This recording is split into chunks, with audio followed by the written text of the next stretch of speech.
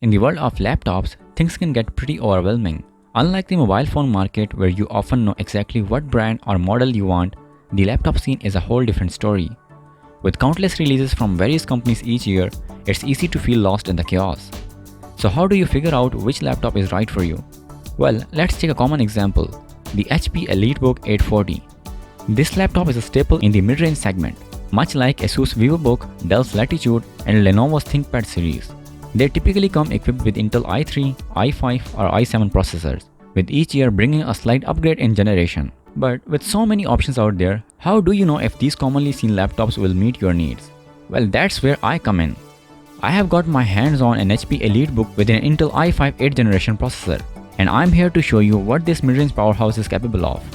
So let's dive in and see if this is the right fit for you. We won't delve too deeply into the technical aspects of this laptop, but let's kick things off with a review of its performance in real-world tasks. First up, battery life.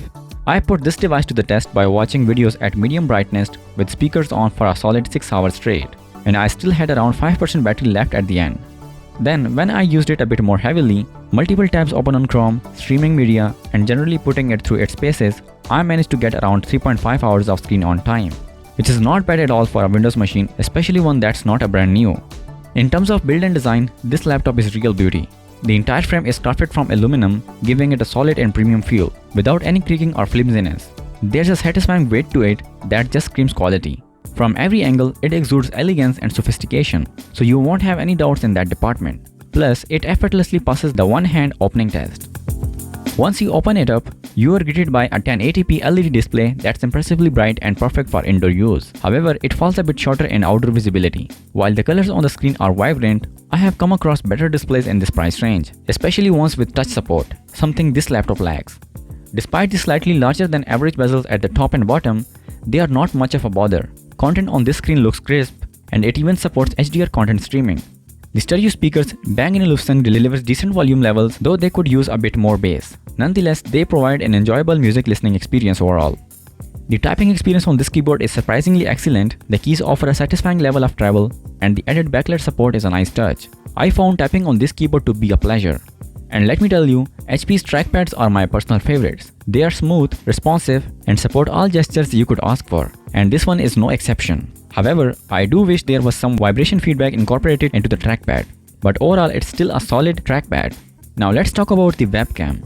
Let's be honest, webcam quality on laptops is usually nothing to write home about. This one will make you look like a potato, as they say, but there is a neat privacy feature. You can manually hide the webcam with a small bracket, which is a nice touch for those concerned about privacy. In terms of performance, this machine holds up quite well for its intended use. You can comfortably open multiple tabs on multiple browsers without experiencing any lag, especially if you have maxed out the memory at 32 gigs. Speaking of memory, there are 2 slots available for expansion, allowing you to reach that 32 GB threshold. Plus, the option to install both M2 and SATA drives simultaneously provide ample storage flexibility, so storage concerns are minimal. It's time to talk about the processor. This particular model comes equipped with an Intel Core i5 8365V Pro processor, paired with integrated Intel UHD graphics 620. You can push the processor up to 4.1 GHz with Intel Turbo Boost technology in the BIOS. However, don't expect to run hardcore games or engage in heavy editing tasks on this device. Light gaming is feasible, but there may be occasional lags as seen with Asphalt 9 and video editing in Filmora. Graphics-intensive tasks require patience as this machine may stutter. With that being said, for office-related programs like programming IDEs, AutoCAD, MATLAB and the like, this machine handles them with ease, sailing through tasks without a hitch. The charging speed of this machine is quite impressive. You can charge it using the included AC adapter or using the Thunderbolt port, although I have not tested the latter option yet. While charging and in use, the fans do make some noise, but I have not encountered any major heating issues. One standout feature of this machine is the fingerprint sensor, which works surprisingly well and is a great addition for security.